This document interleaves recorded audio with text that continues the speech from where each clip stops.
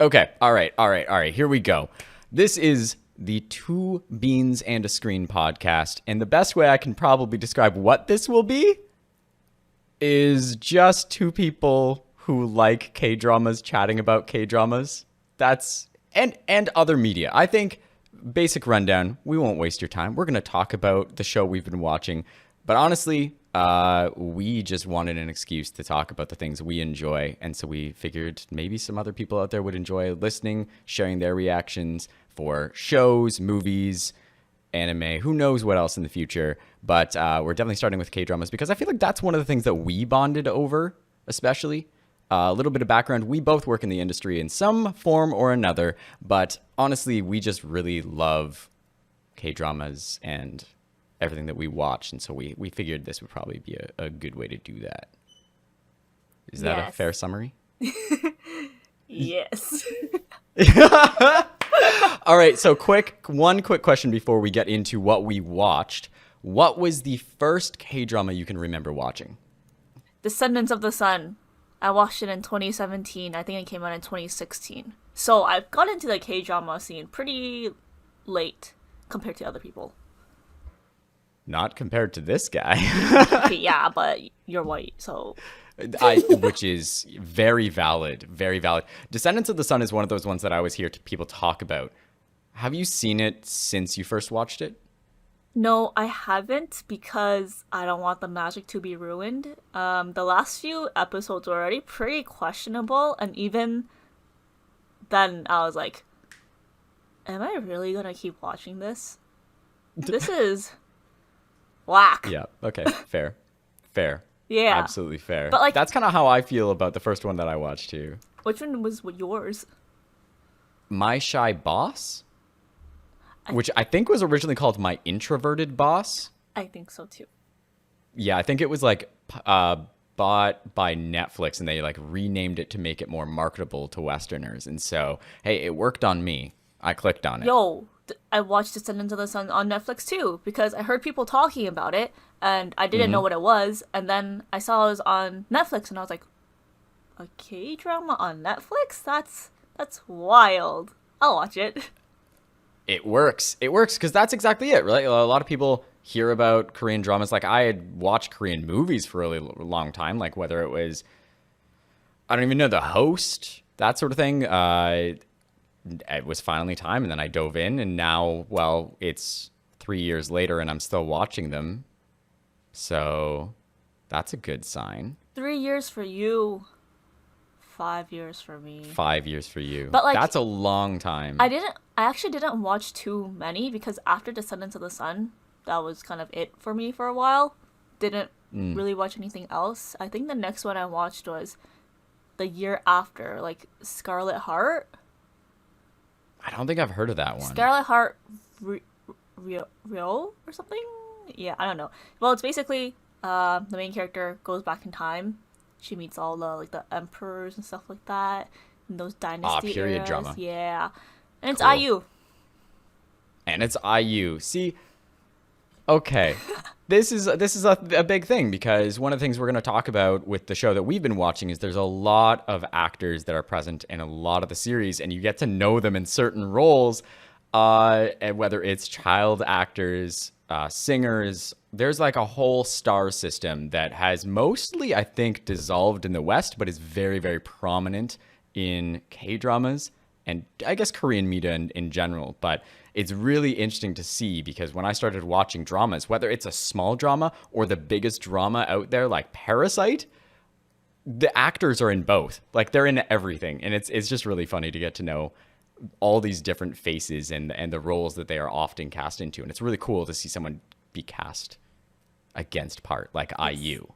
Yes. So, big spoiler alert for the first 2 episodes. What are we watching, CB? We are watching Reborn Rich. It's also known as the youngest son of a It's so Conglomerate? Yeah, okay, why is that word so unnecessarily long? I don't know. Conglomerate. Yeah, you got it. So wait. So it's either known as Reborn Rich or the youngest son of a conglomerate? Yes. Okay. Interesting. I haven't heard the other one. I've only seen the title that was in the trailer, which is Reborn Rich, which I feel like is a spoiler in itself. I mean, I feel like the first episode already tells you that's what's gonna happen. So Yeah, no, it does. It absolutely does. But it is interesting. So let's talk first impressions, and then we'll get more into story and that sort of stuff. We've watched, well, here, let's break it down this way. We've watched the first 2 episodes. Week by week, we're going to be watching the new episodes that come out. So, after watching the first episode, what was your impression of the show? Just the first episode. very confusing at first. The way they introduced the family members, it was sporadic in a way, and like I was like, okay, I kept pausing and rewinding, like, who is that again? Who is that again? And the way they address the family members in the show, because peasants aren't allowed to say their names. Right. They go by like one, which is like the chairman, one alpha, which is the wife, 1, 2 would be like their children. So then second would be the vice chairman, right? Which is the 2, 1, 2 alpha, 2, 2. Yeah. 2. Yeah. So on, so forth. That's how they address them. So that kind of helped break it down. Like, it did. Who is who? But I was like, I feel like it's meant to be like kind of stripping away their humanity in a way. It's like, oh, they're just 1, and it's because they treat everybody else poorly, I would say, in a way. Like, they are above, and so they're not allowed to be referred to that way, as you said. But it actually does help a lot when you're trying to learn everything, because I tried not to rewind. I'm like, this will click eventually, but it was so confusing up front. I would say the full first half of the episode, you're just thrown so much information. Yes, it was a lot, but it is like necessary information. Wonder how they could have done that better, or like explained it better, who is who. But I guess like that's how it is with dramas anyways. You watch more, you get to know them more, and therefore like you kind of draw the connections of like, oh, that's that, who's that. Because like I totally thought like the vice chairman at first wasn't even his son. I just thought it was like a vice person, like a separate family, because they just like 2, 1 and 2 alpha, and I was like, okay, that's a separate family. But no, it's his son. I know what you mean. Like, it could have been, and it only connects later when you see all of them together. Wait. That these people are all related. My bad. That's not even his son. That's his brother. Yes. I think that's the old chairman is the father. Yes. 1 is the oldest brother. 2, 1 is the second brother. Okay, everything's making sense now. Yeah, it's wild. There's a lot of information thrown out. So maybe let's quickly give other people a synopsis, just in case you haven't seen the series. We would highly, highly recommend going and watching the first 2 episodes before you dive into this, just so that you get a sense of what's going on. These are going to be just our impressions, and we'll break down all of our thoughts. But for people, maybe it's been a bit since you've watched it, or it's brand new to you, generally, Reborn Rich is about an employee at South Korea's largest tech company. They are the largest company, I believe, in all of South Korea. And he is kind of the go-to guy for this dynasty, this family who own and run the company, who are worth billions and billions of dollars. He has given his life and soul over to this company, and we're kind of seeing his work through the eyes of a junior employee who just joined the company. And so you're thrown right into it. You're thrown into the idea that there's this chairman who runs the company, and he has a heart attack, and then the family is in disarray as they try to figure out what is going to happen for the company. And so as all of this is happening, as Qomi was saying, it's like chaos for the viewer as well, because we're trying to learn about the protagonist and then this junior employee. You're trying to learn about these 4 different family, sort of individual families within this larger family. Yes. And then on top of that, there's mysteries going on. So there's like a missing child, there's a parent who died, there's all of these different things happening, and it's a lot to take in even in an episode that is like an hour and 20 minutes long, it's a lot. Yeah. I lost my train of thought. Let's dive back to first impressions. So there's a lot of information up front. By the end of the episode, what were you thinking in terms of, okay, if we weren't doing it for the podcast, would you keep watching? Yes, because I love Song Joong-ki. I knew this would come up. Bro. Okay, so when we were choosing the show, we were thinking of a couple different ones. Originally, we were going to do one that was on Netflix. I just want to say I didn't pick it just because of him. Okay, that's fair. But I do think it's worth mentioning it plays a role because, again, it's that thing of, okay, so we were going to originally do a show that was on Netflix, but then they dropped all of the episodes at once, and we're like, well, we kind of want to do a show week by week. When this one came up, though, it sounded really interesting. I mean, it was nice to do one that's not a romance because so many of the shows are romances. Also a period piece, just because I feel like that's one we'll have to like get into down the line.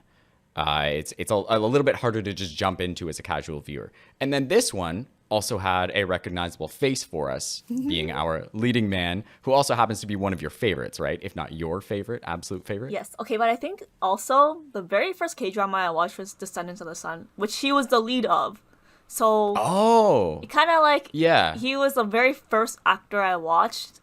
So It's kind of like, not nostalgia because it hasn't been that long, but it's just because like he was the first familiar face.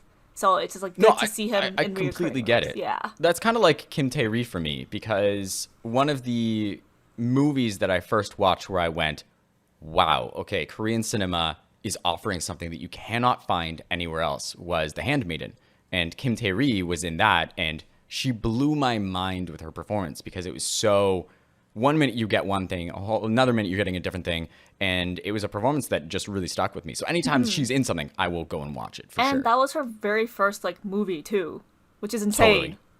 Yeah, to this day, I stand by that movie. It is so good. But you didn't give us a heads up enough. We watched that in the server with like 15 people.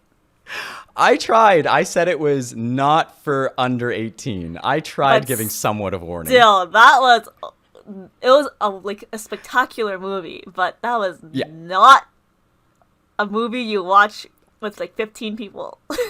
No, that's true. I also didn't expect that many people to show up to watch that one for sure, but there were some uncomfortable moments. Okay, getting back to it though. So, Reborn Rich. When we selected the show, that was one part of it, but weirdly enough, let's talk episode 2 impressions. So you wanted to keep watching it for, that reason, but episode 2, he's not even really in it. Mm-hmm. Yeah, but... So how did you find that episode? I think the show has been very up my alley because the kid actor, I can't remember his name right now, he was in Mr. Sunshine. Yes, he was, yeah. I saw him and I was like, yo, that's my kid right there. He was amazing. And he looks a lot older. But it's only been like 4 years, so... But I mean, 4 years is a lot for kid time, but still. Absolutely. You'd go from kindergarten to grade 4 in that time. I mean, that's a huge jump for that age group, right? Yes. He looked like older, more matured. Older. But I recognized his face and I'm like, oh my god, it's the kid from Mr. Sunshine. I loved him in Mr. Sunshine. And he did amazing in episode 2. Like, he was great. His performance was so like, I don't even know. Nuanced. Yeah. It was. Yeah, like okay, so let's get into the story a little bit. So can you explain to us basically who he plays in the story? So we have... Well, yeah, maybe break down our protagonist's story a little bit for us. So, Song Joong-ki plays Yoon Hyun-woo, I believe. Yeah, we both don't speak Korean, so please be kind. We're trying our best. Yes. Yes, but he plays Yoon Hyun-woo. And... Wait, what am I explaining about him again? Yeah, just basically like what is his journey in this story? So he's kind of our protagonist, but Where does he go from the beginning of episode 1 into episode 2? What happens in that span? Yeah, so in the first episode, you already see like he's very hardworking. He in the first like 20 minutes, you already see he does not sleep. I don't even know how this guy doesn't have eye bags under his eyes. Like it's insane. Yeah. He does not sleep. He spends his time studying, researching, doing everything, and obviously he's basically like a servant for the family. Even installing a bidet in a hotel room if that's what needs to be done. Yeah, and Yeah. it is very obvious he is prideful of what he does. He does everything to the best of his ability, but he is definitely taken for granted. Like no one really, Yeah. even like the one alpha, the first lady. I don't even know what to call her. The chairman's wife says, I'm Yeah. not stingy. I was about to give him money for installing a bidet for her, and she's still like held back. Like you see, she's going through her wallet with a lot of cash, and she kind of just picks out like $150 type of thing. Yeah. And he is so hesitant to take it because he knows it's kind of just like pity cash in a way. Like Yes. it's just yeah. to save her face. It's not to really thank him. And everyone in the company also knows that he's just used as a doormat, basically. Like his coworkers were. You hear other employees kind of like talking poorly about him Yes. because he doesn't appear to have pride. Like he does appear to outsiders as just the doormat for the family. Yeah, like he's so hardworking because he wants to do the best he can, but Yeah. other people see it as kind of like him sucking up in a way, or just Yeah, yeah. They called him a dirty glove for the right hand, which is easily disposable. Right. Yeah. It's a tricky thing. So here's this employee who gives himself completely over to this family who run this company. He believes in the company. He takes pride. You see him often fixing his pin on his lapel to make sure that it's the right way. He truly, truly believes in the mission of the company. And, you know, even despite all of the faults of the family members, he wants them to do well and be okay. I don't think he believes in the mission of the company. I think No? he is working for that family because it's a job. Like That's the job. yeah, like this is what he signed up for, so he's going to do it to the best of his ability. Because Interesting. you can see how his family upbringing, Yeah. family's upbringing, it's not well off as this family. Looks like they do get by, but then when he went to visit his family on the anniversary of his mother's death, the brother stops taking the public service exam because he kept failing. And he's like, you can't keep paying for my exams and classes for the rest of your life either. You have to live for yourself. I got the impression that he only took this job to support his family. And even at the end, when he storms out, he still drops the envelope of cash to The cash. keep Yeah. supporting Very true. them. Yeah, no, it's a good point. So with that insight, it is one of those questions of why does he put in as much effort as he does? You know, they say at the beginning of the episode, through this junior employee. So you have the protagonist who we're talking about, but there's this junior employee who comes on and wants to be just like him. He sees him and he says, please teach me your ways. Everybody comes into this job, only lasts 2 to 3 years because it's so demanding, so grueling. No one wants to be here, but you've been here for 5. How have you done it? So with that insight of, you know, why does he stick around and put as much effort in as he does? Like he's willing to go as far as laundering money. He knows about all of the things this company has done. He could walk away at any point or turn them in or do anything, but instead he sticks with them. Why? Why does he do it? Maybe he sees that he can grow in the company. It's kind of like how people like work really hard to gain more in the future, right? Like you stick it out at a company because in hopes of going up in the ranks or getting the recognition you deserve or anything like that. It seems like his character is like that type of person where he believes like if he works hard, he'll continue to grow there, even though it's been 5 years and he's still been treated like a doormat. And I think like also like familiarity also has a play where you kind of just don't want to go look for a new job after a while too, unless like I don't know, man. I feel like this guy is severely like abused. I'm not gonna go change up a day for them. Like I would just be like, nope, I'm gonna find a different job. I know. I think that's something that may be cultural as well to an extent, but this guy goes above and beyond, and that's what makes him so interesting because he knows everything. He's tapped into everything. He's always one step ahead of basically anybody else, and that's what makes the first episode, I think, so interesting. Honestly, first impressions for me were that this is kind of the best and the worst of Korean dramas in a way. It is messy. There's overacting at times, a lot of screaming and shouting and nonsense. The pacing is all over the place. Sometimes it looks amazing. Sometimes it looks cheap. The first episode was like just mind-boggling. But at the same time, there are genuine twists and turns that I found interesting. It's covering a corporate world that I know very little about, and it's fascinating to see the inner workings of that. And the times when I felt it was at its best were when it was focusing on the main character and the people around him. So with his character and the junior employee, I really wanted to see that relationship develop. When it came to him versus the prosecutor, that was one of my favorite scenes in the first episode of that little showdown. And I'm like, okay, I want to see more of this relationship. In terms of finding out the mystery and seeing him with his family, like what happened to his mother and that sort of stuff. Those were the scenes that really gripped me. Anytime they slowed down and it wasn't focused on the family and all of the company problems, I was like really invested. And so I was really, really worried because the second, well, we'll talk about it in a second, but things happen at the end of the first episode that really switch things up.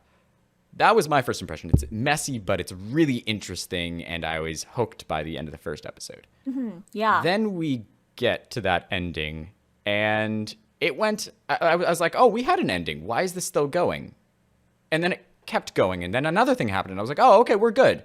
So at the beginning of this, we talked about, okay, so we open the episode, and he's literally handed a credit card with $600 million on it. And we're like, oh, he's reborn rich. He is walking out of this with $600 million. What did he do to get it? And how did he get, basically, I thought, to the top of the company or something? Yeah. Instead, we end up with him getting that card, basically laundering money for this company, breaking his own moral code, which we should come back to, and then being betrayed by someone within the family, within the company, and killed. That's a lot to fit into a first episode. Yep. I mean, what do you do from there? We have built up this character for the entire time, and then they actually kill off the first character, and then we get the most fascinating sequence to me that I have seen in a long time, both from a filmic standpoint and just like, what are you doing? We open, he dies. We full out see him go into the ocean. He's been shot in the head. He's been betrayed. We open in a cab, or no, sorry. No, we open it in his family's car. Yeah. Okay, so what happens there? Okay, I thought that was a little funky too because like, does he just suddenly gain consciousness in this boy's body? Like suddenly, like he takes over? Type of thing. I was like, and they talk about it. They talk about it though. Like they do? Yes, in the second episode. So okay, let's frame this. He awakens. He's in this young boy's body. He looks around. Confused. He sees a family he recognizes, but also it's like what? Like why am I with this family? Yeah. Walks out the car. And sees it's this powerful Jin family. Yeah. So he concludes that it's concluded that he is the youngest son. Which nobody knows about. So he has this whole family tree that he's built where it's like, oh, right, so 1 1, 1 alpha, 1 2, right? And he has all of the members of the family. For the fourth family, it goes 4 1, 4 alpha, 4 2. There is no 4 3, meaning that there's no second son. And yet he wakes up as a member of that family, and he is the second son. And he starts looking and going and verifying, and he's like, it all checks out. This is the same history. This is exactly how it played out. There must have been a son, maybe. And what I mean is, so they verified it because he kind of asked that same question. He's like, have I been reincarnated? Have I been reborn? Have I just been possessed? Yeah. And then he even goes home to his old house and sees his family, where his mom is still alive, and weird, beyond weird, I should say, he sees his own body when he's leaving. Like, he sees his old self. Yes, or like who he was in the Past. Well, other timeline. his old life. Yeah. Yeah. And so we don't know. We don't know. So there's all of these mysteries taking place, and that's just the first episode. But there's a lot of stuff happening. So let's stay within the first episode. Let's cast aside the second episode. We'll get to that. Yes. The way this is filmed is very K-drama for the most part, I would say. There are some very canted angle shots. There's a lot of fast editing. They try to cover way too much ground in one episode, and then that will slow down over the next few episodes, luckily. Yeah, that's often how it goes. I found the same thing with a lot of big K-dramas. But interestingly, that final sequence that we were just talking about, where he awakens in the new body, that was really interesting to me, because we wake up and it's in his perspective. We are looking around the car, and he even turns and sees himself in the window. And I was like, how did they do that? I was thinking that too. And then when they're facing the window and you see his reflection and it kind of just turns back, I was like, how did they fit the camera like that? How did they do that? That's what I mean. It's like, the whole time I was like, man, they have big names in this, but the show, aside from some of the production, and sets and that sort of stuff, I was like, it doesn't feel like an expensive drama. Yeah. That one shot alone, I was like, okay, well, there's the budget for the series. That was incredible. Yeah, they did this transition just from standard drama to, wow, you just blew me away in one shot. I don't know. Do you think they just comped him in? Just comped the reflection into the window? Possibly, but even then, the way that it was filmed was so interesting, because it almost felt like the camera was like shifting through the car. And when we get out of the car, they do the transition from black and white to color in a way that felt so period in a weird way. Like it wasn't the color grading was so smart. It looked like film. It looked like faded film without feeling like, oh, it's a period piece. Yes. There was a whole bunch of things that felt so impressive with the camera movements and everything. I think you're right, though. I think it's the only way they could have done it, right? No way they can fit the actor and the camera, because those cameras are humongous. Like, there's no way they could fit both of that in that. And how would they hide the camera? Okay, let's pretend that they could fit both in. Where would you place it? It would be... They would have to comp out the camera then. They would have to comp out the camera. Like, I think it has to be that. And so it's but even then there was distortion on it to the point where like it was matched to the window.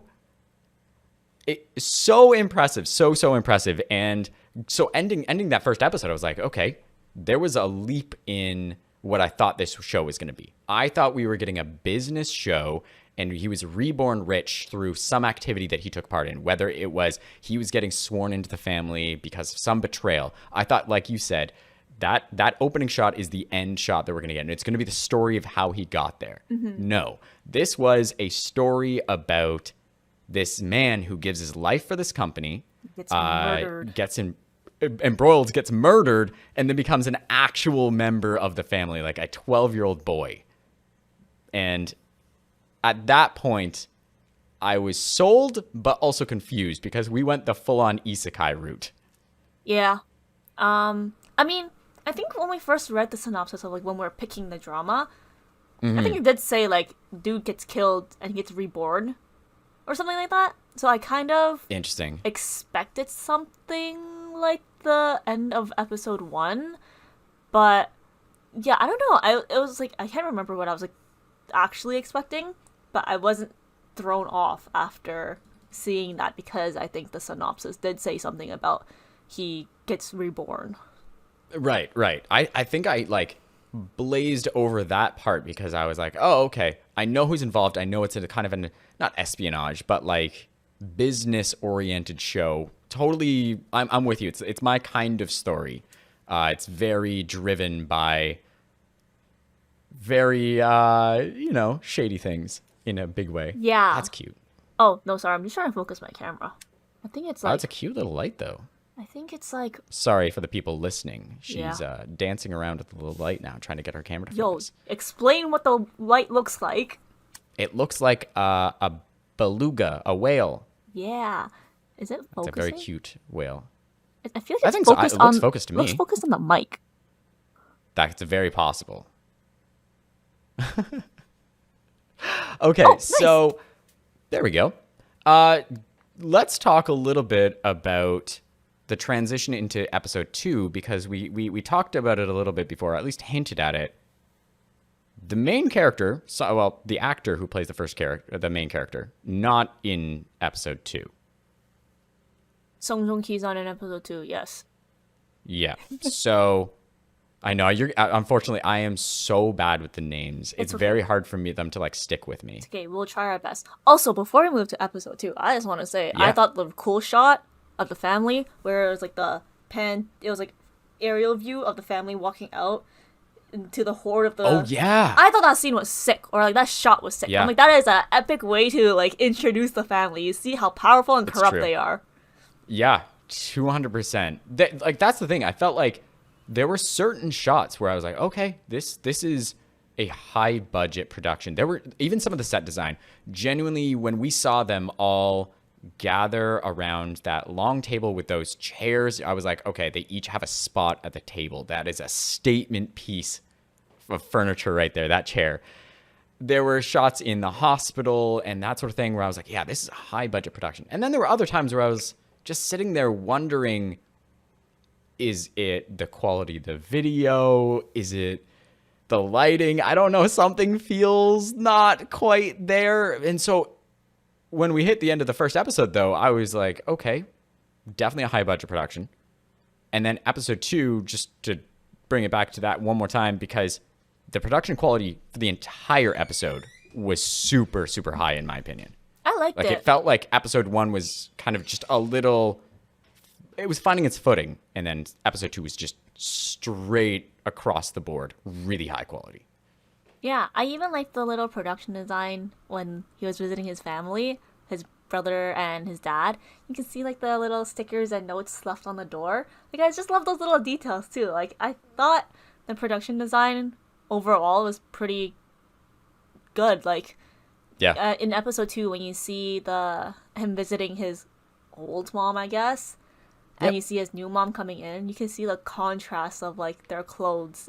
Like, you can tell when he walks in, like, he's wearing like rich boy clothes, but like the mom and like the new mom were so different. And I'm like, she looks so out of place in a little home family restaurant, which is wild. Like, Yeah. I don't know. I like the little details they added though. I think that's it. Is, to me, episode 1 was setup. It was just getting us to the point where the story really begins, and it's setting up all of the mysteries. So there's the mystery of who killed him. That is kind of, I think, going to be the through line for the series, is him going through the family, figuring out who killed him in timeline 1. You've got the mystery about his mother's death, what happened there. There's a mystery about obviously the missing child in the 4th family. Yeah. So there's all of these little things they've set up, but episode 2 is really where the story starts, and then by the end of it, I think is really where it takes off. There is a point at the ending that you messaged me about, and I was like, yeah, agreed. It really takes off at that point. But this is kind of the, I guess, origin story. If episode 1 was setting up the world, because, okay, quickly, stories typically follow a 3 or 4 act structure, right? You have your introduction to the world. Yes. You have your conflict that ends up at your climax, which then gets resolved, right? Yes. In a K-drama, being 16 episodes, that's often thrown out the window. Dude, it's like a Things roller pacing coaster. wise, Right. By episode 10, sometimes an entire series has finished its story, and then they start a new story for the last 6 episodes, or like 2 episodes before the end. And so I largely need to remind myself, okay, stick with it for at least 2 episodes, because it will be a different show by the end of that. And I truly think that applies here. So Yeah. first episode is totally world building. Second episode is origin story for the main character in the new life. Yes. I was also thinking about how the story is going to play out, because I Yeah. totally didn't think about the fact that he would want to know who killed him, especially because, I mean, you picked up on it, but like on the last episode when he was asking like, who ordered for me to die or whatever, right? Yeah. I didn't think about how that is like another question to the story until episode 2, when he says like, I need to figure out who killed me and like why and everything, that stuff like that. Like the questions we have about the story, so like what is coming up, so like who killed him, why did they have to kill him, Yeah. the mom's death, the questions about the missing son, because of how I interpreted, I thought they were like it was they had one son, and that son went missing. But now how the story is going, it sounds like they're referring to the second son, who is now him, that disappeared. So yeah, I thought that was an interesting turn. So within the family, there are a bunch of different dynamics, right? So like the chairman, who is the grandfather, has sons and daughters, or one daughter, I think, right? Three sons, one daughter. Yes. And each of the first 3, so the 2 sons and 1 daughter, are vying for positions within the company. One ends up becoming the chairman, another is ready to step in, and then the 4th son is kind of the outcast. Yes. He works in film. I think he works in the entertainment industry. He has a production company. That's right. And he ends up marrying a famous actress. Yes. Who is not welcome in the family. Yes, I believe they're divorced. It was unclear. They definitely don't keep in touch. Yeah, because it said the ex, because he's like, oh, who is that? Oh, that's the ex Sun Young. Okay.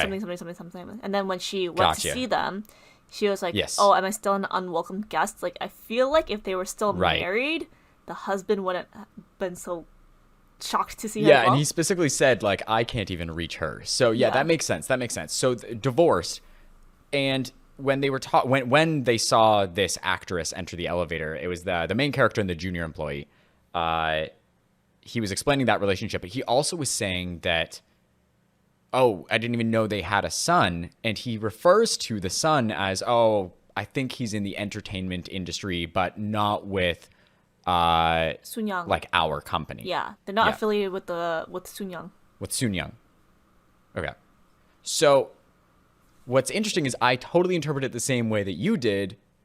They don't talk about the son because that's like the story they've given him, is he's in the entertainment industry, so he doesn't associate with the family. But something happened, because she comes barging in upstairs after they see her, being like, I want in. You're going to have to deal with me because I hold shares in this company that will decide who the next chairman is. Yes. But in exchange, I want to know what happened to my son. Yeah. So I just thought it was the son who was in entertainment. 200%. Yeah. Why would we think anything else? Yeah. Yeah. They could have. I mean, I guess it's like the company's not supposed to know that there was a second son, or like the employees aren't supposed to know that there was a second son. But Yeah, it feels like it's been like pushed down. yeah, but I feel like Yeah. there were employees who would have known about the second son, right? So wouldn't it have been like a whisper amongst the employees that like there was a second son at some point? Because the older employees would have known about the son.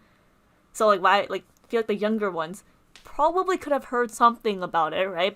But because there was like, even our main character didn't know about the second son, I was like, okay, like, Yeah. it's just the No, entertainment he's son. He's not even listed on his family tree that he's put together of the family. Like, he's just not there. He's straight up beginning the second episode when he's shocked. I think they did a good job of getting across how out of his element he was. Like, he didn't just take it in stride that all of a sudden he's a 12-year-old boy. It was like there are several moments over the course of the episode where he is completely thrown off by the time period, by the fact that he is now in this family, that he's a child. Like, there's so many elements that he kind of has to come to grips with. He eventually does, but he has to ask that question of, like, who is this kid? And he has to start researching any way he can. There's no internet. It's 1987, Yes. 1988? 1987. It's 1987, so he's going through photo albums. He's asking members of his family about himself. Like, it's weird, and it catches people off guard, and some of them are concerned about him because he's asking these things. He's acting out of character. But it actually, I think they did a good job of selling the idea that he is in a child's body and unsure of what that means. Yeah, I always thought it was kind of weird too when like these isekais where they in a new timeline, they're in a new family or whatever. I'm like, what the family just think like, yo, why is he suddenly whack? Like, why is he asking so many questions? Like, how come every isekai never addresses the, yo, they're acting kind of weird type of thing, or they just kind of accept that their weirdness is them already when it's like they were a completely different person up to that point. So yeah, I don't know, but Well, anyways. there is a moment. So this is a question that we may not have the answer to. I think you might be able to answer it better than I can, or at least maybe give me some context, because I don't have a lot of background for Korean culture, whether it is the language or the culture itself. And I'm slowly learning bit by bit by the media that I'm consuming and, friends who are Korean. But they specifically call out the main character for speaking like he's a 40-year-old man. So he gets into trouble at the beginning of the episode for basically disrespecting the chairman.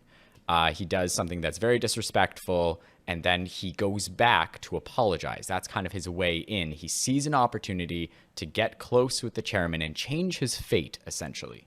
And he's like, okay, this is my in. So he goes to apologize to the chairman on his own accord. But everybody assumes that his father is sending him to do it because he's speaking like an older man. Do you, just from the limited Korean that you may know, and culturally, were they calling him out on that because of the situation? Like, he's showing up, he's going to apologize. Is that why they called him out for acting like his father made him do it? Or was it the language that he was using? Like, was it formal language? I think, the way he speaks is going to always have to be formal because they are older than him. And in his old life, they were in positions of power that he was not in. So they had the power over him, right? So he still had to speak formally to them. So I totally can't remember how he was speaking now, or like the honorifics he was using, but I would assume that they're still pretty similar, except for like maybe words kids would use rather than some words grown-ups would use. So I guess that would be part of it, right? Like, vocabulary wise, obviously we use much different language now when we are, as adults, as opposed to when we are preteens. Yeah. The vocabulary is just different. How we address situations is different. So I guess, is it behavior or is it language? I feel like kind of both. Like, they said like he's acting like a 40-year-old because he's talking about topics that kids would not be interested in, and also maybe politics and that sort of thing. Yeah, maybe a few words that like are not typical in a preteen kids vocabulary. But it's just like the way he was, his posture, the way he stood with confidence and stuff like that too. I don't know. The actor was great. Like, the kid actor, he was awesome because I thought he did well as portraying as a 40-year-old person in a kid's body. Totally. Yeah. There are often those films that do this same scenario, and I almost never believe it. Even here, I'm like, you could still tell, but he did a really good job of selling the idea of having a lifetime of experience and using that to his advantage. He presented himself as somebody who could deal with any situation in a way that somebody his age could not. Yeah, but also I was thinking, like, it's kind of sussy that the grown-ups would listen to a kid, especially the chairman. Like, although he did predict that the top two president candidates would knock each other out type of thing, right? I wouldn't place bets on what a kid would say. So I thought it was a little like, when it was kind of going too smoothly that like they were following his plans basically. Yep. I'm totally with you because, okay, well, context was here that he needed a way to get his grandfather's attention because that their family is ostracized. He doesn't even count his the chairman doesn't consider his son to be a son. Mm-hmm. So basically he has no way to talk to the chairman. And so he goes to them and he makes a bet because he knows the future, obviously. He knows who's going to become president, that this person will win. But you're right. At first, especially, I was like, why are they even giving him the time of day and like listening to him talk about this? Yeah. I think what he did that was smart, though, is it was timing. He knows when it's going to happen. And so he knew by the end of the day, essentially, that these two would fall. So these two leading presidential candidates were supposed to come to an agreement and move forward. One of them would win. But they couldn't come to an agreement. That ends up falling through. So by the end of the day, he knew that if anything was at least presented to his grandfather, that he would at least have some legitimacy to his claims. And I think that's kind of what he was going with. I think it could have been played a little bit better where it didn't happen the minute that he leaves and they run and go grab the car. Like now they're taking him seriously, because I don't think even if a child said it that you would be like, oh my goodness, he's a genius. It's like, no, of course. Right. I'm totally with you. It's the next one that got me that I was like, oh, actually, that's pretty smart. The shrimp versus the whales thing? That's it. Yeah. Because the grandfather, once he was having, well, I think it's more the conversation that he had with his grandfather. So once his grandfather took him seriously and was like, bring him in, it's the conversation that he had. He managed to frame it in a way that sounded legitimate for a kid his age. He's like, when we're having a run for a class president, this is what happens. Because when we think about a lot of the problems that we have as kids and the problems that we have as adults, there actually is a lot of overlap. It's just a frame of reference thing. It's a much larger scale. So I thought he did a really good job of framing it in a way that makes it seem legitimate. So when his grandfather asked him, how does a shrimp not get crushed by two whales? Then it felt like he had been given a challenge. So when he eventually gives him the answer, it holds weight. Mm-hmm. But I didn't like what he said when he was like looking at him and he's trying to think of the answer. He's like, you're just an ordinary kid after all, or something like that. I was like, what kind of... Oh, he is already... Like, I was getting heated thinking about it. I'm like, yo, he's already like... He already proved you wrong with the presidency stuff, and you still think he's just a regular kid? Like, what the heck? Like, I don't know. I know. Off topic. Anyways. No, I think that's totally on topic, because it speaks to... I think the quality of writing on the show is good. I always appreciated when they would give the characters time to breathe. I felt like in the first episode especially, there was no time to breathe whatsoever. And so everything felt staged. Everything felt like I was watching a play as opposed to peering into these people's lives. The second episode did a better job of giving those moments, but that's also where you see the cracks in the dialogue. And maybe it's a translation thing, maybe it, something along the way, but there were those moments where I felt like it felt like a leap, as you're saying. It's like, oh, I see what they're trying to get at here, but all of a sudden his grandpa's casting him aside because he couldn't give him an answer to something that I wouldn't have had an answer to as an adult. Yeah. Like, it really, he's the only one who would have that answer. And it felt like he was looking for somebody to be his successor in a way. Like, here's someone who thinks like I do. And but why that pays off is later down the line, he gives him the answer he's looking for. Not just with the shrimp and the whale, but when he eventually sits him down and has the conversation with his grandfather about, well, his grandfather straight up asks him, he's like, do you see can the you future? predict the future? Because you've now made three separate predictions that have come true, which could be explained by logic, but most likely are not, given how they played out. And he says to him, I did not predict the future. I just read what you wanted in your heart. And that to me says that he understands that his grandfather's looking for a successor, not in a literal sense. He has other sons that will take over, but he's looking for someone who thinks like he does.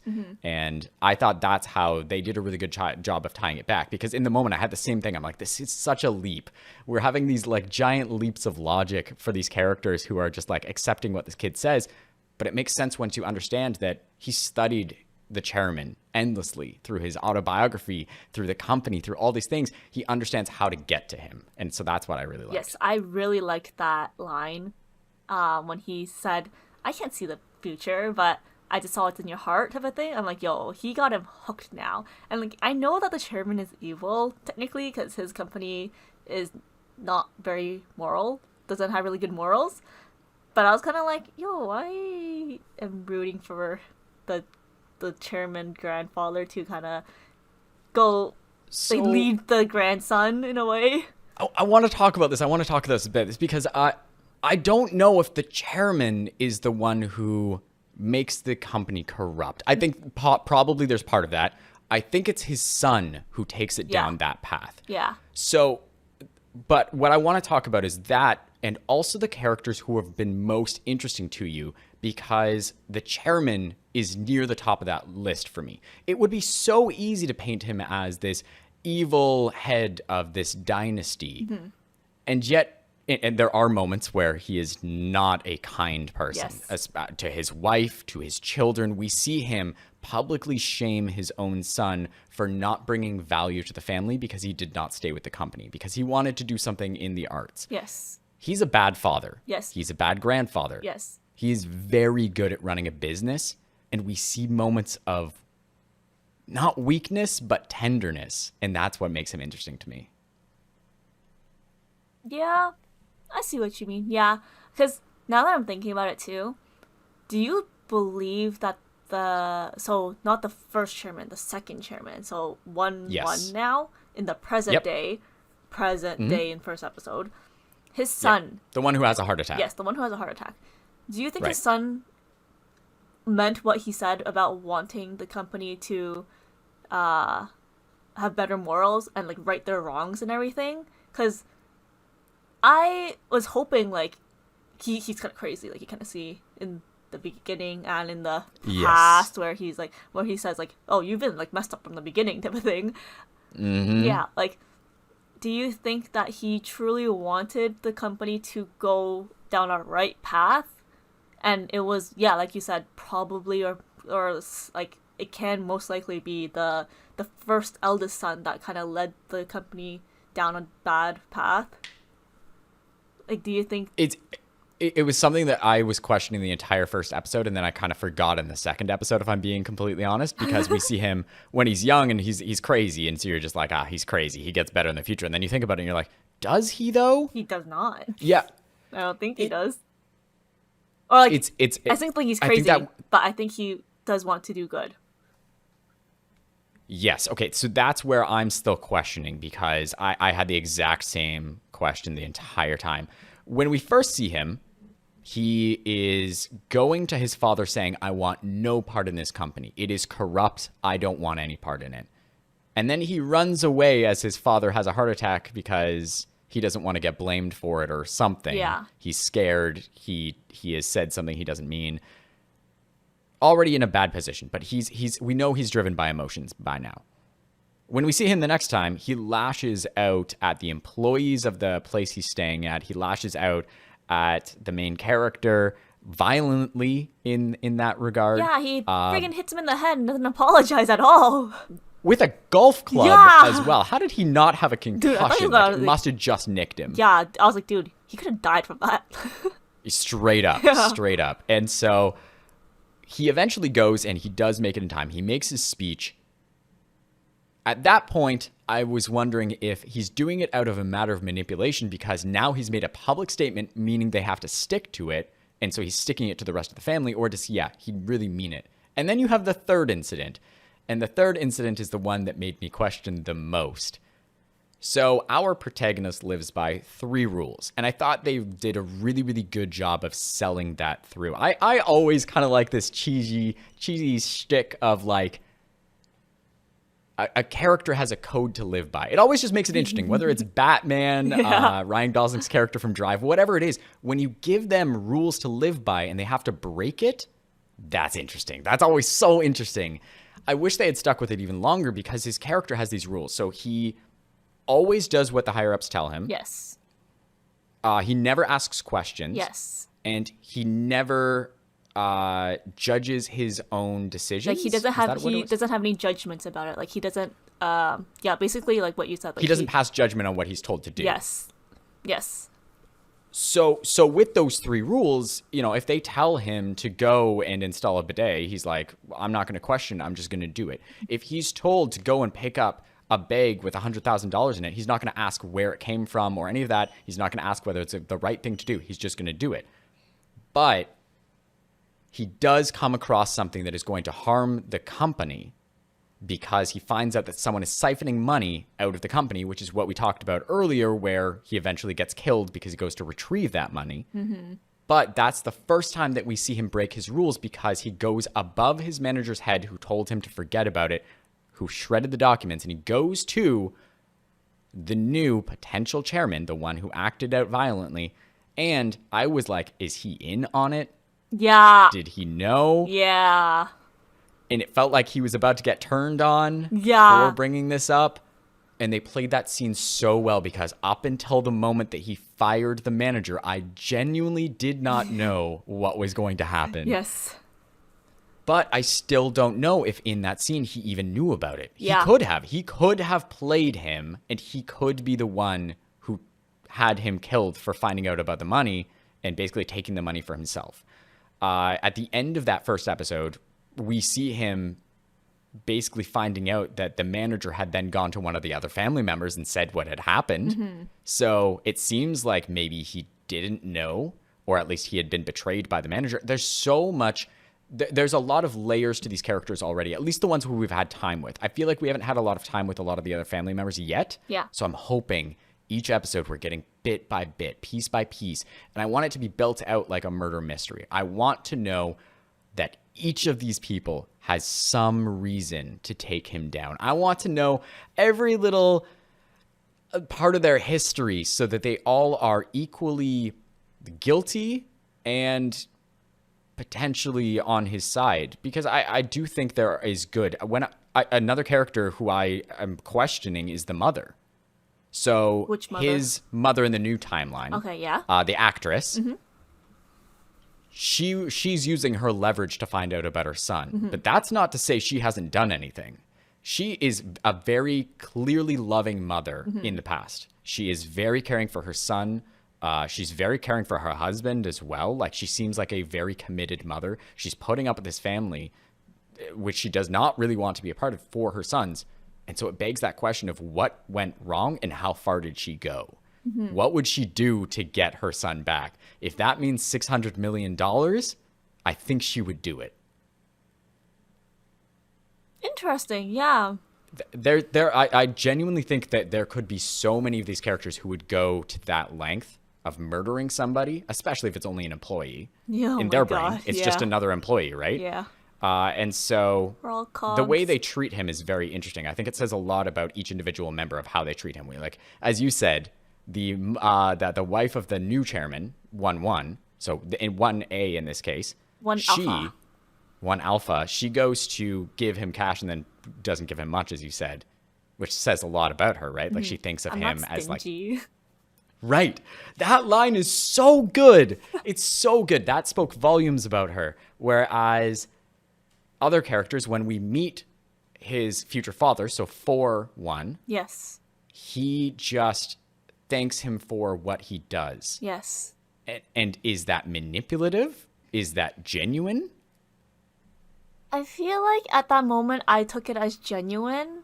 Okay. Because he does seem like more soft-hearted than the rest of his family. Like, he does look like the black sheep, where he has more emotions and cares more about other people than everyone else.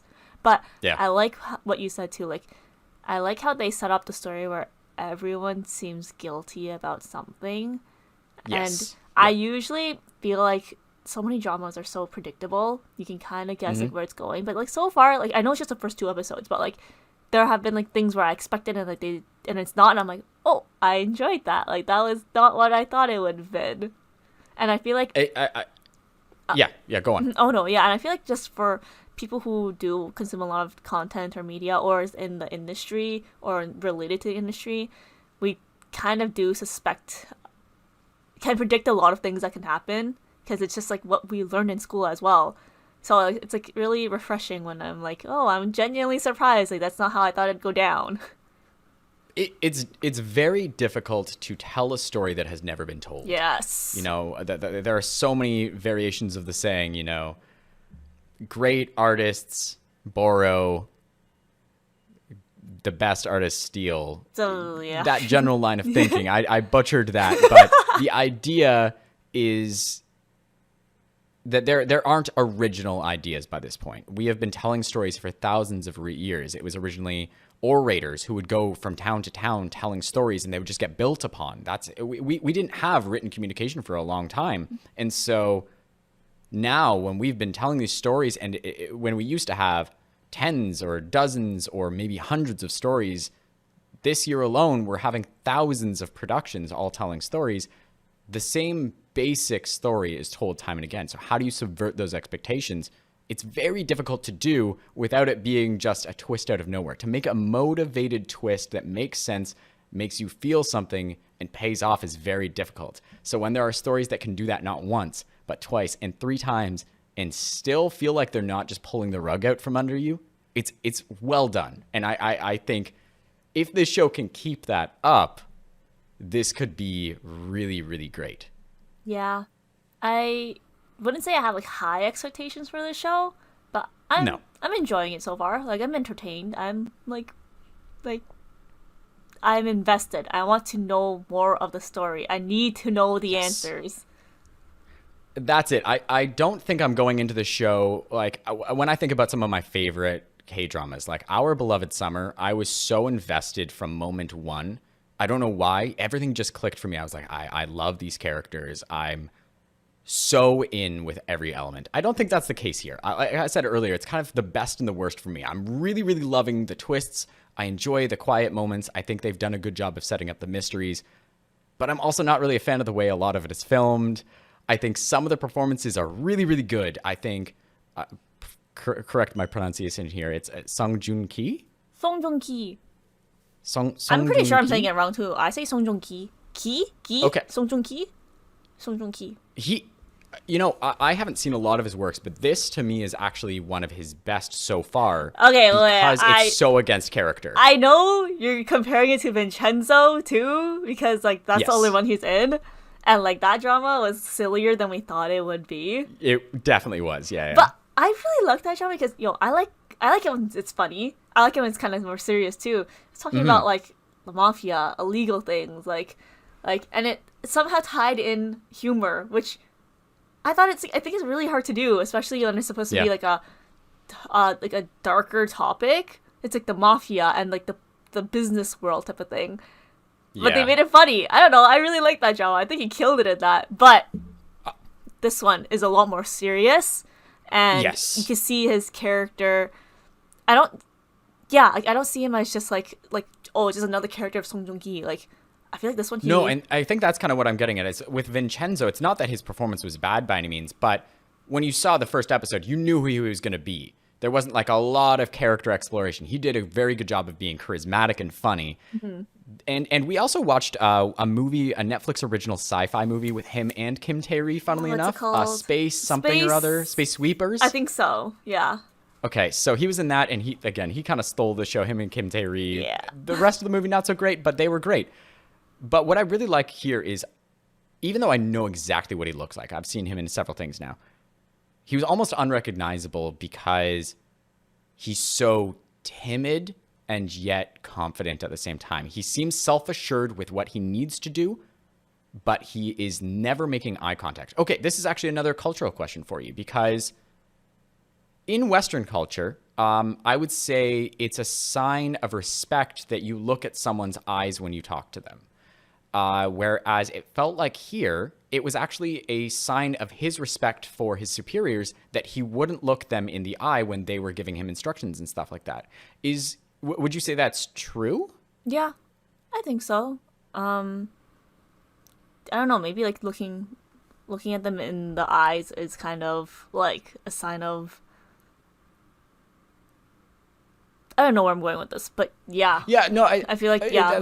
I just think of like animals, right? So if you look at a dog in the eyes, it's a sign of aggression. Like they take something that like as a sign of that. aggression, Yeah. right? Whereas I don't necessarily think it goes as far as aggression, but it's just an interesting thing that I noticed with not just him, but some of the other employees when they were spoken to by someone who was high up in the company.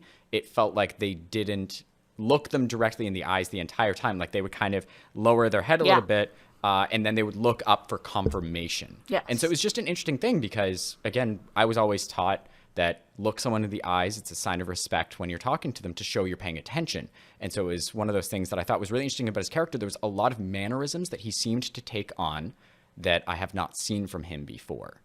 So Because he's I usually thought the he just person of did power. a really, really good job. Totally. Always. Yes. Even with the junior employee, obviously was not as respectful. Like it's clear he's still learning, but he's also very enthusiastic. He would always look him in the eye, or he would look the superiors in the eye. He would look the family in the eye as they would pass, and only then he bow, kind of thing. And so the difference between those two was a really interesting dynamic, and I'm hoping we get more of his character down the line because The junior? he's the one who betrays him. Yes. I read. So I was just like trying to look up some things in general about the show, right? Sure. I think he's just a cameo. He's from GOT7.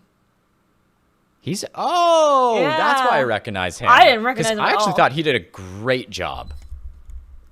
Yeah. I thought he did a really good job. Yeah, I thought so too. I even wrote his name down in my notebook. I'm like, this guy seems like someone important because why would they introduce him so early on, give us his name and everything too? But Totally. I can totally see why if he's just a cameo and he's an idol. But there's so many recognizable faces in this drama, which made me Yes. so excited. Like the 2-1, he was in Romance is a Bonus Book, Vincenzo, and Yup. what was it? Is it 2-2? The lady with like the shorter hair, the slicked short hair. Yes. Yeah. She was in what's it called? She was the one with Kim Tae-ri. 25, 21. Yeah, 25-21. She was a mom. Yeah. Yeah. And the protagonist's mom, real mom, his original mom who passed away, she was in something as well. And whatever she was in, I really, really liked her. I recognized her immediately and was like, oh, it's her. And I had an immediate connection because she played like a really kind-hearted person in the drama. Whatever drama I saw her in, I was immediately in. I was like, yes, I want more of the mom because she just has a warmth to her. Like there's a very genuine connection she has with everybody around her. Yeah, I didn't recognize her, but who else was there? I read in the cast that Tiffany from Girls' Generation is going to be in the show. Awesome. Okay. Yeah. Sure. Yeah, I was Big names. These are big names. Yeah, which was kind of I was like, whoa, I did not expect that too. Yep. Yeah, the 2-1 guy. He's very good at playing evil, as I've learned. But when I first watched him, he was in Romance in a Bonus Book, and he was Yep. just a goofy guy. He was like, Yeah. so I'm like, yo, he's so powerful. He does well on both sides because he's very unique looking. You see him, you instantly know who it is. Okay, when and so I think watched him- he can play comedy well. Oh, when I saw him in blah blah blah blah, Romance is a Bonus Book, he didn't like stick out to me. And then in interesting. Vincenzo, I was like, that looks so familiar. Where is he from? And then I googled him. I'm like, oh, it's the book guy. Oh, see, that's interesting. To me, he always kind of like stood out because he's so just like tall and like he has a unique face. But I see what you mean. He had to have the right role. Okay, so along that line, who are the characters you want to see most going forward? I kind of touched upon it earlier. I really want to see more from both moms. I think both of them have really interesting ties to the mysteries, but I also just really liked the performances from both of them. Yeah. Although I will say, the actress, when she was older, that wig was a little, I was like, okay, we're going to get her when she's younger at some point, because there's no way that is not a wig. I was like, dude, her hair makes her look older than everyone else there when she's supposed to be like the youngest. I was Yep. like, that, There was something about the color of it that it was like gray, Salt but and not pepper? gray. yeah. Yeah, something Aging that just wasn't finely, quite right. but not really, because it was a bad wig. It was a bad wig. Like you could tell she was pretty underneath it, and then you see her as the mom, and you're like, oh, she's gorgeous. Like you can tell she's an actress, but the wig just was not it. Yes, and I have like more questions about like why they disappeared for 10 years too from the family, and why did they suddenly reconnect again? So many questions. Totally. Because the son, like the main character, goes and makes an effort to reconnect them. And there's this big moment where it's revealed with the chairman that they're being invited to the lunches again. And the rest of the family is not happy. One of the women literally collapses at that point. That's one alpha, I believe. One alpha, but okay. I feel like one alpha is that so would make much sense because she's ditzier. hosting, right? She's so much ditzier when she's younger. Yeah, very much so. And it's two completely different people.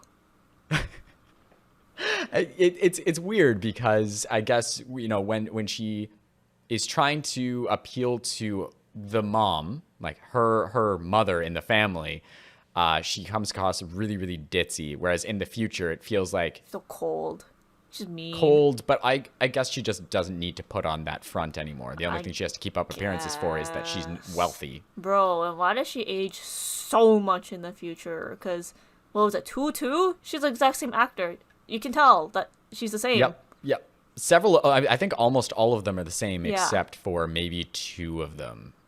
Something like that. Where they aged them up. Yeah. Like different actors. Yeah. The other ones I want to learn more about, the prosecutor. Yes.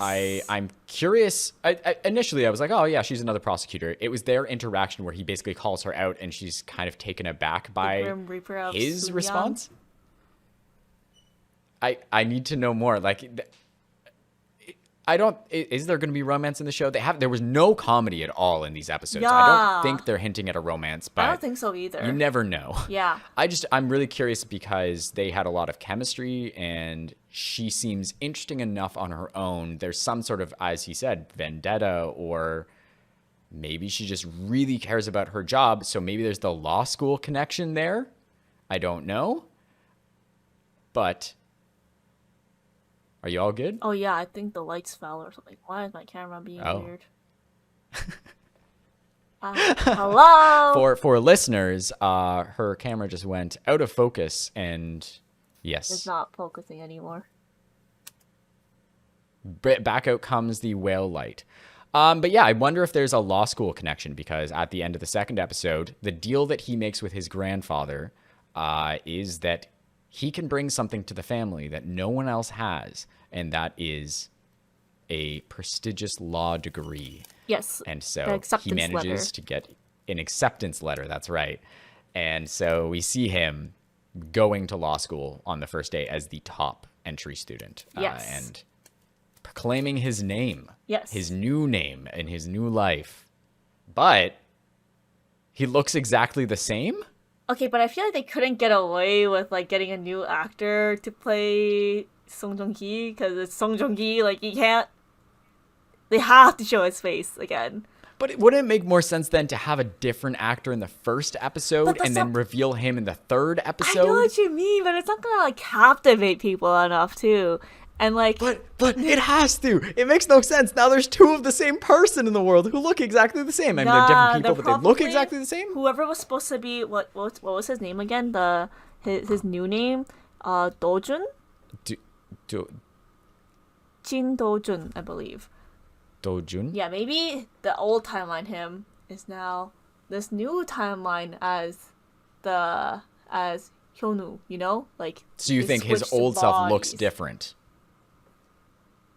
No, like in this new timeline, he is like what he looks like now, and like the Hyunwoo looks like the Dojun, the other guy. Yes. Okay, maybe we're gonna have to, because again, he might run into himself in the future, so that would be really interesting. So that brings me to, we wanted to see more of the moms, we wanted to see more of the prosecutor, we want to see more of the main character. I want to see him continue to question his reality in the sense of, we have theories. I'm sure we have some theories already. But I want, what I really appreciated about this writing in the show was that they asked the questions that we as the audience asked. I'm always like, why don't you go and check if you exist in this world? And he did. He verified it. Where is his mom? He went and did all of the things that I think I would have done in that situation. You disregard whatever's happening. What if it's just a dream? It doesn't matter. Just go and verify those things, right? And he did. He really, really did. So I want him to check up again on himself in the future. And that's where my theory comes in. I'm not saying this is right. This is probably not even a very good theory. But what I think would be very interesting as a twist at the end, he is searching for the person in the family who ends up killing him in the future. When he discovers this laundering scheme where someone is siphoning money, $600 million out of the company into an offshore account. What if he was the one who was doing it? What if 4, 2, 3, 4, 3, yes. 4. Yeah, 4, 3. Wait, no? Yes, 4, 3. What? Yeah. So 4, 1. 4, 1 is the father. 4, yeah. Alpha is the mother. 4, 2 is the first son. That's 4, 3. mad confusing. So, right? Because they never talk about a 4, 3. Yes. No one has more than one child other than them. Yes. So 4, 3 in the future. 4, 3 is the one who ends up killing him for one reason or another. Maybe it's his slush fund. Maybe he's been siphoning the money out of the company. Maybe he is protecting somebody. Maybe he realizes that he is going to be his own downfall. Maybe he's already dead. This could be completely wrong. We find out 4, 3 was wiped out. 4, 3 is somewhere else in the world, hidden, whatever. But how interesting would it be if he is his own undoing? I think that would be really, really interesting. Yeah.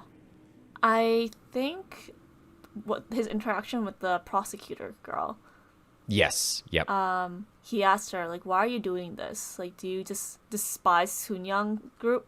Like, with your entire being? Do you have vendetta?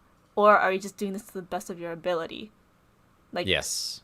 I think it could be a vendetta. What if she is the one that she was friends with Dojun in law school? And something happens. Yeah. Yeah. Yeah. It absolutely could be. I mean, what if, her and the mom are essentially the people who are seeking him out. Yeah. But I think there is supposed to be a relationship between Dojun and Hyungwoo. Like, there is supposed to be, like, their paths do collide, I would think. Somewhere. I would hope so. Yeah. But, like, I think this is the new timeline. Like, this is, like, it could very possibly be, like, the new Hyungwoo is just living his life, just doing his own thing. Like, he could totally not be part of this group at all. Not end up at the company or anything. Like, they could totally cut that part of the story out. Because he's living his new life now. Like, you see, he passes law school. Like, he's done with law school now. Like, or he got in to law school? Was that the... He got into... I think we're seeing him on his first day as the reporters come up to him, basically being like, who are you to be able to be the top student? He's like, you just want me to say my name. Yeah. So, but you bring up an interesting point. Are they different timelines, or did he just go into the past? So is this diverging? So these are now new people. They could very much break away from the past reality. So far, it has been the same. He was able to prove that the chairman survives and was not caught up. It wasn't in his autobiography, so he wasn't meant to die on the airplane crash. He confirmed that, the vase was broken and it was the color that he said it was. So he's been proving it on numerous occasions, but that's not to say that things can't be changed. Yeah, I feel like he would be changing history. Like, it's supposed to go the way he knows it, but his goal... Until he starts actually acting on it. Yeah, like, his goal is to basically take down the company and, like, to be the heir to the Suyang group anyways. So he's going to be diverting whatever timeline he knows currently anyway. So I feel like if they do want to cut out the Hyunwoo side, it's quite possible. It's, like, less headache to intertwine into the story. I would like him to keep in touch with, like, his old mom and kind of see how she's doing type of thing. I need that a little bit because no matter how far away he goes, he's still that son. Like, I think that's the thing is he was a 30-something-year-old in a 12-year-old's body, and you see him break down in the car and say he's just happy his mom is alive to his now mom. Yeah. And it's because it hits him so hard. Even at that age, it's so important that she's doing okay. So I hope we do get those check-ins and at least see the impact that this new life has on him compared to his old life. He obviously had a lot of hardships in his old life. He was supporting his brother, his father. Something happened to his mother. Money did not come easily. He worked so hard.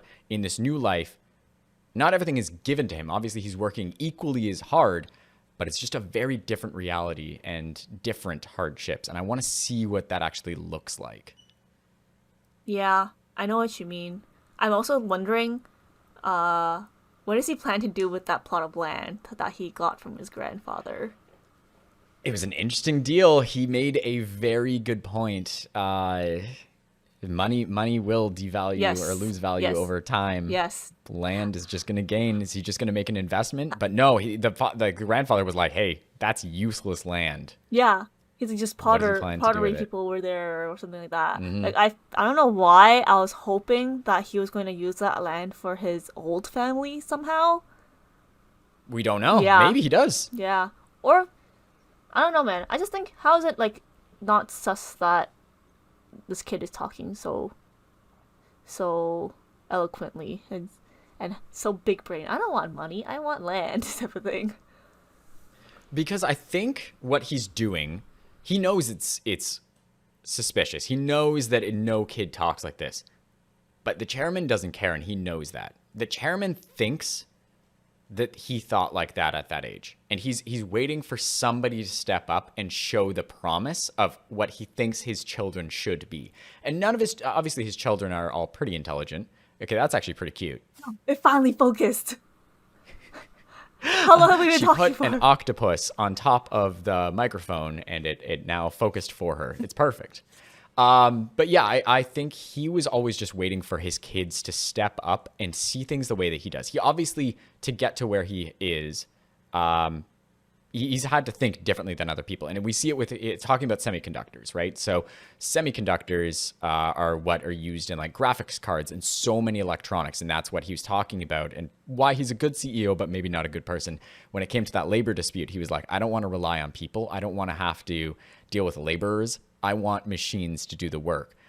And so he's thinking decades ahead. This is 1987. He's already thinking about where we're going to be in the 2000s. He's way ahead. Hey, he needs somebody else who can see the future the way he can. I thought semiconductors are like train stuff. Like trains. Like I can see how you would make that connection. You do have conductors on trains, and like, what do you mean this is the future? No, yeah. So semiconductors are used in a lot of like Makes sense. technologies we use for PCs and that sort of stuff. Everything makes sense now. But yes, continue. Yeah.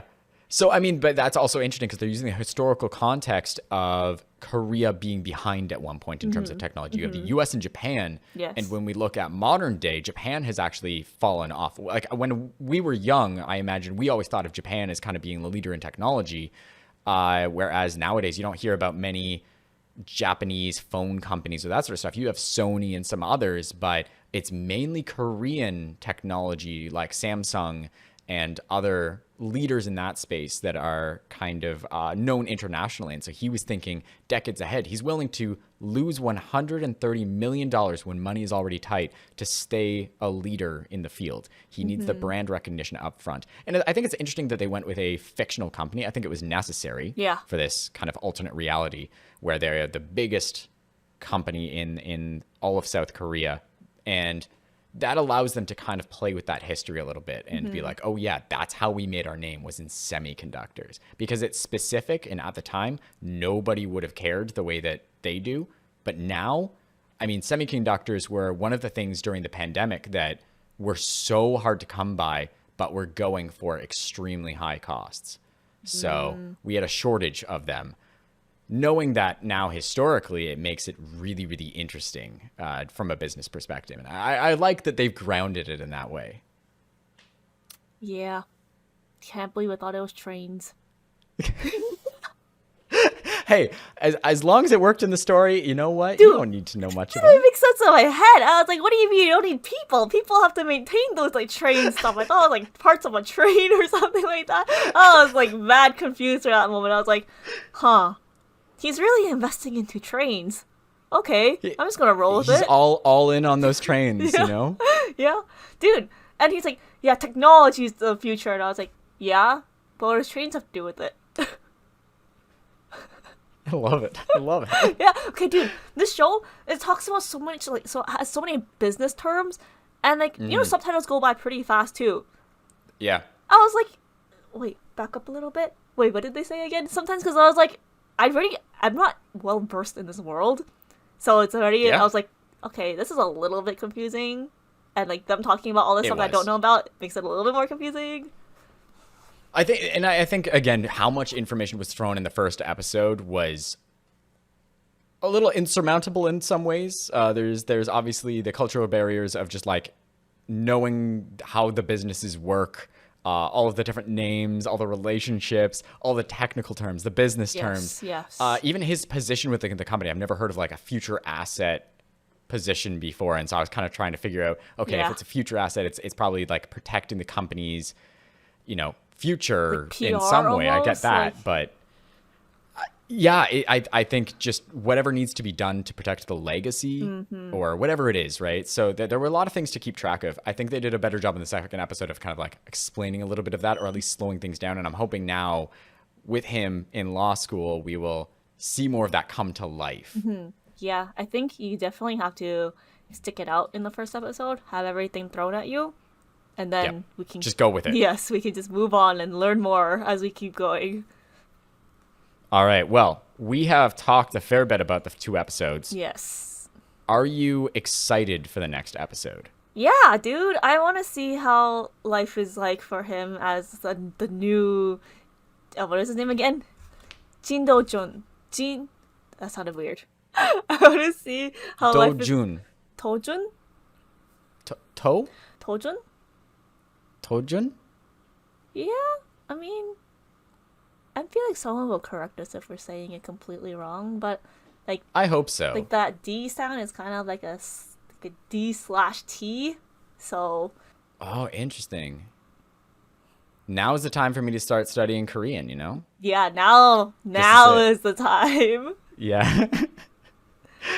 No, I mean, I'm hoping that people will let us know in the comments both pronunciations, historical context, cultural context, any insights that you have to let us know more about what the show is doing and why that makes it extra interesting. Because I think if we had more info on the family dynamic, if we had more info on if this is sort of how things actually played out. I mean, they referenced some historical moments even in the first episode that I think lend credence to what is actually taking place. Yeah. So anything that people can let us know down in the comments. And of course, if there are other things that you want us to watch, and if you want this series to continue, we've only done the first 2 episodes, but we are planning to do the entire series for Reborn Rich. But if there are other series after that you want to see, do let us know, of course.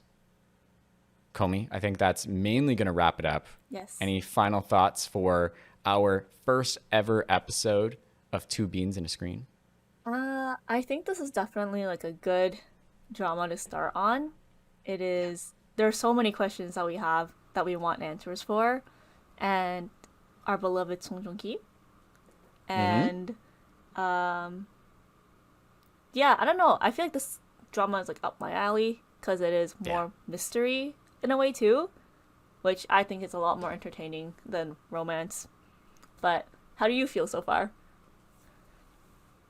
I'm very glad we chose it as our first one because I didn't want to choose like a 5 out of 5 star because then we would just be praising it the whole time. But I also didn't want to take a 1 star because, then you just feel bad that you're ripping into it the entire time. This to me has really, really interesting things, but there's still some things to pick apart and kind of get at. But I'm very excited about the mysteries and that sort of stuff. And I think that'll keep us hooked through the entire way. So yeah, I'm very excited. You don't think this has potential for 5 out of 5? Already? Okay, I shouldn't say that. I shouldn't say that it doesn't have potential for a 5 out of 5. I would say right now it's probably looking like an entertaining story. I would be very surprised if it does reach 5 out of 5 just in terms of the emotional aspect. Nothing so far has really hit me deep in my soul, but maybe it just needs time to get there. So it has potential. I should leave it at it has a lot of potential. It has a lot of potential. It has the highest viewership for the first episode of this year. Where was this information? I need this information. Okay, that's interesting. Yeah, very impressive. But super impressive. I think it's also because a lot of A-list celebrities, because like the prosecutor, I believe she was in Hospital Playlist. Big show. Yeah. Never watched it, but I always hear about it. Same. I heard people say it's kind of like Grey's, but not on crack. And I really like the guy from Oh My Ghost as well. So he's in Hospital Playlist as well, right? He was exactly, yeah. Yeah. I really like him. So I'm not good with medical dramas, so I can't watch it personally if it has that kind of gore and stuff. But I was always tempted because the cast is awesome in that show. Yeah, the girl in that show was in 39 as well. I liked her in 39. Oh yeah. I didn't really like the show overall, but I liked her. I liked the actor, and like. Hey, you told me to watch 39. Oops. You should still watch it. You were baiting me again, weren't you? You just watch it. You need to watch. You always do this to me. You're always like, watch this show, and then as soon as I start watching, you're like, I hated it. I hated it so much. I need someone to rant with about it, and I get baited into watching these things. You did the same thing. You're like, you should watch Love Alarm, but also don't watch Love Alarm. But watch Love Alarm because I need someone to talk to about Love Alarm. This is what happens. I'm glad we're starting on a good show. That's my little rant about Qomi and K-dramas. She'll hate watch stuff and then bait me into watching it. Okay, but you said you'd watch it, so you still have to watch it. That's all I'm saying. Okay. Watch 39, and then we can talk about it. 39. I do like the cast from what I've seen in 39 as well, so maybe the cast are not the problem. Maybe they are, maybe they're not. Anyways. She's not saying anything. That means we're going to have to watch that one down the line. Yes, you should but with watch that... Oh! It's time to wrap this up. Oh, not time to wrap this up. It's time to wrap this up, but I just remembered. The 1-2, the chairman's son. Chairman's son? Yeah. Yep. I thought he was good in, what was it called? Sweet Home.